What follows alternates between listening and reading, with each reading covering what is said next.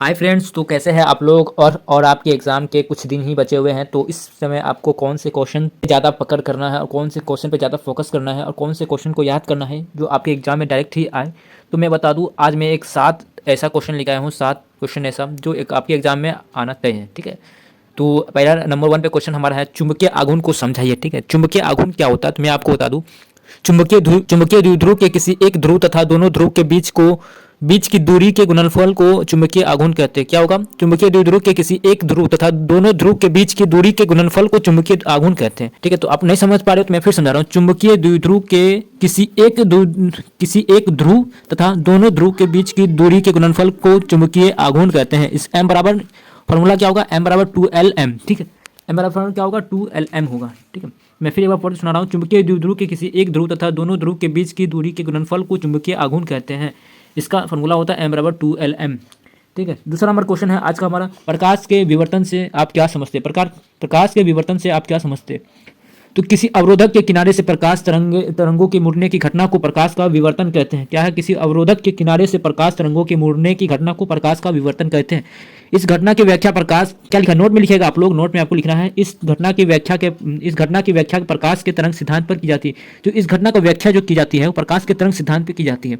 किसी अवरोधक के किनारे से प्रकाश तरंग की मुड़ने की घटना को प्रकाश का विवर्तन कहते हैं। इस घटना को व्याख्या प्रकाश तरंग सिद्धांत पर की जाती है। अवरोधक यहाँ फिगर में आपको नजर आ रहा होगा अवरोधक क्या होता है, और प्रकाश यहाँ पे आपको देख सकते हो कैसे प्रकाश यहाँ मुड़ जाती है। और आज का तीसरा नंबर का क्वेश्चन हमारा है, विभवमापी का दो उपयोग लिखे। तो आपको मैं बता दूं, विभवमापी को दो उपयोग में बता दूं कैसे लिखना है। पहला है, विभवमापी का उपयोग दो सेलों का विद्युत वाहक बल की तुलना करना, और दूसरा है सेल का आंतरिक प्रतिरोध ज्ञात करना। पहला में लिखिएगा आप लोग, विभवमापी का उपयोग दो सेलों का विद्युत वाहक बल का तुलना करना। ठीक है, इसको बोलते हैं इलेक्ट्रोमोटिव फोर्स, ईएमएफ बोलते हैं।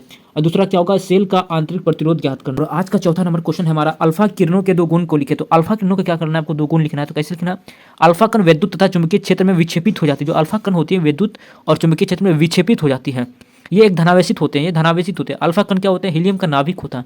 अल्फा कण क्या होता है? दूसरा में लिखिएगा, अल्फा कण हीलियम का नाभिक होता है। आज का पांचवां नंबर का क्वेश्चन हमारे, प्रकाश के वर्ण विक्षेपण को समझाइए। तो मैं आपको बता दें, सूर्य का जो श्वेत प्रकाश होता है कई रंगों का मिश्रण होता है। जब सूर्य के श्वेत किरण किसी प्रिज्म पर आपतित होती है वो तो प्रिज्म से अपवर्तित होकर वह अपने घटकों के कई रंगों में विभाजित हो जाती है। तो इस घटना को प्रकाश का वर्ण विक्षेपण कहते हैं। क्या कहते हैं? इस घटना को प्रकाश का वर्ण विक्षेपण कहते हैं। सूर्य का श्वेत प्रकाश कई रंगों का मिश्रण होता है। जब सूर्य की श्वेत किरण किसी प्रिज्म पर आपतित होती हो तो प्रिज्म से अपवर्तित होकर वह अपने घटकों के कई रंगों में विभाजित हो जाती है। इस घटना को प्रकाश का वर्ण विक्षेपण कहते हैं। तो आपको हमें देखा दो, एक प्रिज्म है हमारे पास, प्रिज्म के बगल से हमें श्वेत प्रकाश जा रहा है। ठीक है, सूर्य का प्रकाश जो है गया, और देखिए अपवर्तित होने के बाद ये कई रंगों में विभाजित हो गया। इस कई रंगों को में जो बोलते हैं, इसमें होगा हमारा लाल होगा, नारंगी होगा, पीला होगा, ग्रीन होगा, और एक हमारा क्या होगा? जामुनी कलर होगा। ठीक है, ये आसमानी होगा, ब्लू हमारा आसमानी होगा, एक आई जो हमारा होगा जामुनी कलर होगा, और जो वी होगा हमारा बैगनी कलर होगा।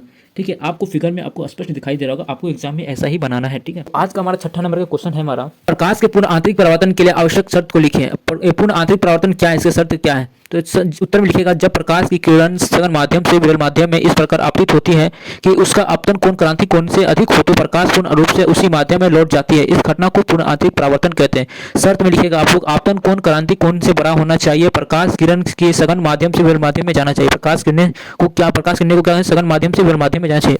उत्तर में लिखेगा, जब प्रकाश किरण सघन माध्यम से विरल माध्यम में इस प्रकार आपतित होती है कि उसका आपतन कोण क्रांति कोण से अधिक हो तो प्रकाश पूर्ण रूप से उसी माध्यम में लौट जाती है। इस घटना को पूर्ण आंतरिक परावर्तन कहते हैं। आपतन कोण क्रांति कोण से बड़ा होना चाहिए।